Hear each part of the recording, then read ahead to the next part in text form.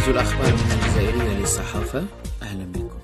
تمكنت وحدات الجيش الشعبي الوطني في إطار مكافحة الإرهاب من تحييد 37 إرهابيا خلال السنة المنصرمة 2020 حسب ما أفاد به اليوم السبت بيان لوزارة الدفاع الوطني.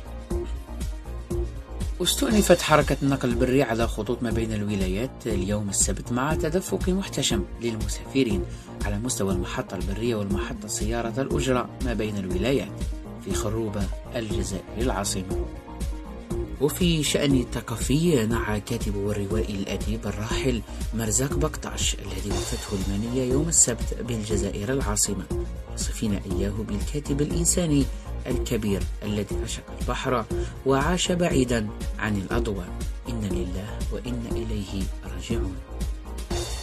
نبقى في الجزائر دائما، حيث فككت مصالح أمن ولاية الجزائر شبكة دولية تمتهن الاستيراد والمتاجرة في المخدرات الصلبة، حيث تم حجز كمية من خام الهيروين 675 مليون سنتيم و4 مركبات سياحية، مع توقيف 9 أشخاص مشتبه فيهم حسب ما أورده يوم السبت بيان لذات المصلحة.